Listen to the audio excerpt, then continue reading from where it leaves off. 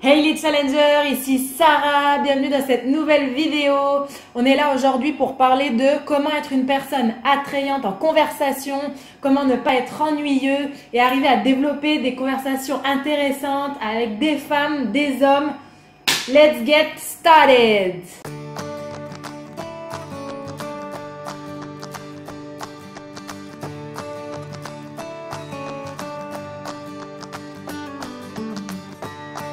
La première chose que je vous conseille, c'est de rendre la conversation personnelle. Qu'est-ce que j'entends par là? J'entends par là connaître par exemple le prénom de votre interlocuteur. C'est super puissant de connaître le prénom de la personne avec qui vous allez initier la conversation. Tout de suite, il va se sentir beaucoup plus ouvert, il va se sentir beaucoup plus important et à partir de là, il va prendre du plaisir à discuter avec vous. Exemple, vous êtes à la salle de sport, vous avez peut-être parlé qu'une fois à cette personne, brièvement, comme ça, à l'arrache. Et bien, c'est pas grave, si vous savez son prénom, utilisez-le. Exemple, vous passez, vous le voyez. Hey Jimmy, qu'est-ce que tu me racontes? Qu'est-ce que tu as fait la semaine dernière? Quoi de beau? Le programme se passe bien? Et il va tout de suite se sentir beaucoup plus concerné, il va prendre beaucoup plus de plaisir à discuter avec vous.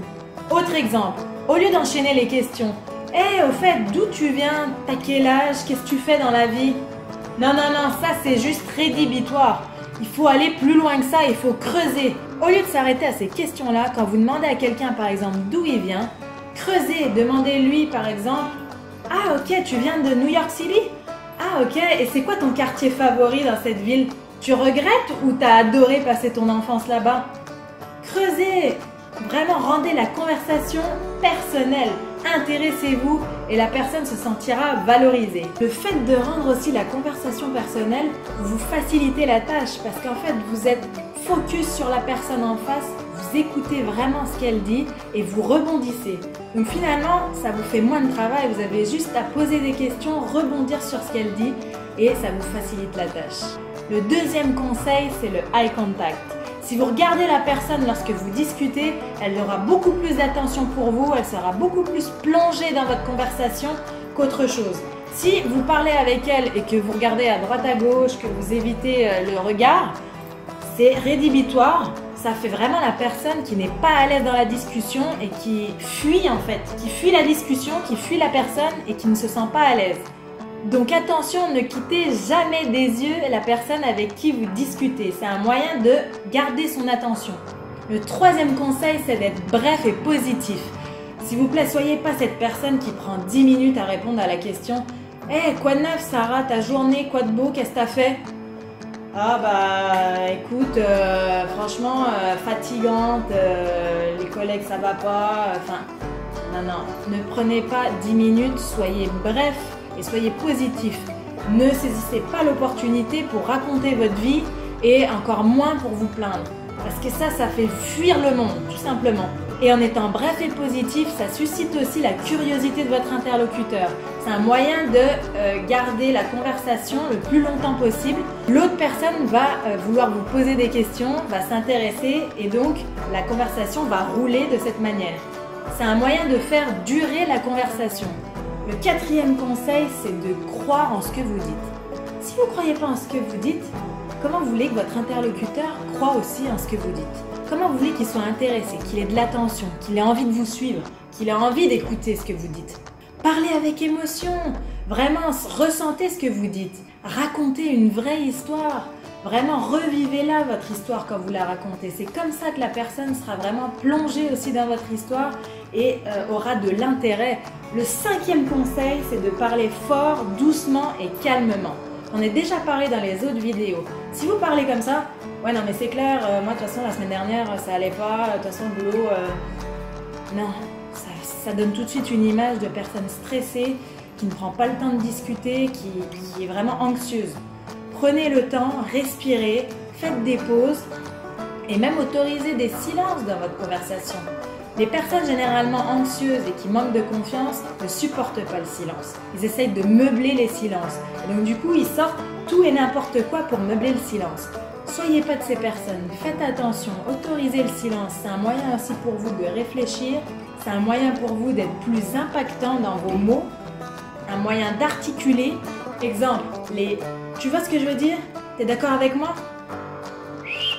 faut arrêter ça, hein. Direct. Direct parce que c'est le syndrome même de la personne qui n'a pas confiance quand elle discute, qui cherche l'approbation tout le temps à tout ce qu'elle dit. Autorisez le silence, laissez la personne ingurgiter, digérer ce que vous dites. Pareil, quand je dis parler fort, doucement et calmement, c'est-à-dire pas non plus interrompre la personne quand elle vous pose une question par exemple. Absolument vouloir dire son histoire de A à Z et pas laisser le temps par exemple à la personne d'interagir avec vous. Faut la laisser, vraiment faut s'adapter à la réaction de la personne avec qui vous parlez aussi. Vous ne pouvez pas balancer des trucs comme ça de n'importe où, n'importe quand. Il faut vraiment aussi rebondir sur la personne en face, savoir quand est-ce que vous vous placez, quand est-ce que vous répondez, quand est-ce que vous posez votre question. Il ne faut pas être intrusif non plus.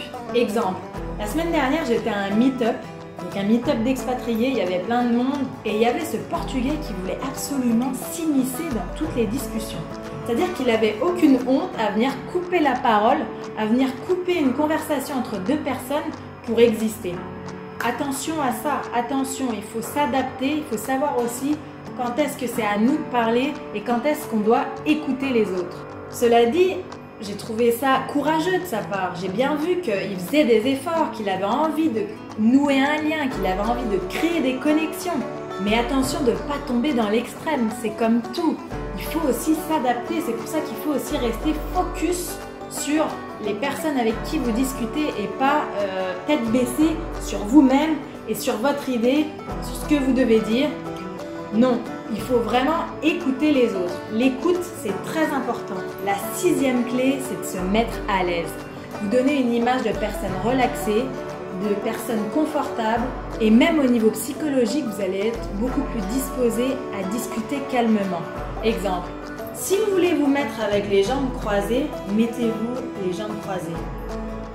Si vous êtes dehors et qu'il y a une rambarde, accoudez-vous. Tout ça va faire de vous une personne confiante, qui est là pour discuter avec les gens, qui prend du plaisir à discuter avec les gens et qui n'a aucune honte, qui n'a aucune gêne, au contraire, qui vraiment est dans son élément.